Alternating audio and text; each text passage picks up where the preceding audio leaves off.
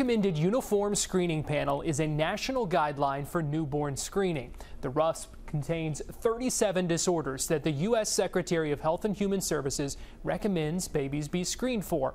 But no state tests for all of them. Kentucky tests for 35. It does not test for these two conditions.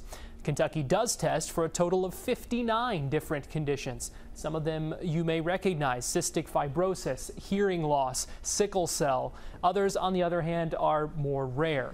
The tests look for conditions that might not be obvious at birth, but that can have devastating or deadly consequences. Those tests are run at labs like this one all across the country. The chairman of the advisory committee that submits RUSP recommendations for approval told our national investigative team, despite their best efforts, screening remains anything but uniform. I would say that it's my intent, and the intent, I believe, of everyone on the committee, that all of the recommended conditions be implemented in every state. It's how to get there that becomes more difficult.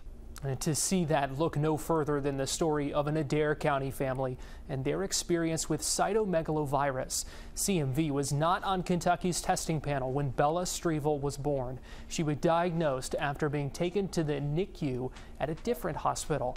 She went through a lot in her short life. She was non-mobile, non-verbal, legally blind, deaf, and had seizures.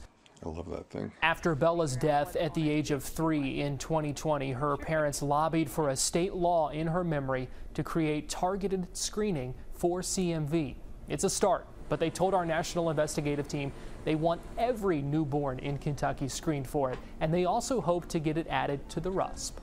We kind of feel like that RUSP is out there and it's kind of the magical ending, but we don't have a clue when that's going to happen. And so we fight on a state level until we can get there. You know, we don't know if that will ever come or how long it will take, and we can't wait. Governor Beshear signed Bella's bill into law in 2022. It was an emotional ceremony on the second anniversary of Bella's death. About 20,000 babies are born with it each year. It's potentially fatal, and yet only one state tests all newborns for it.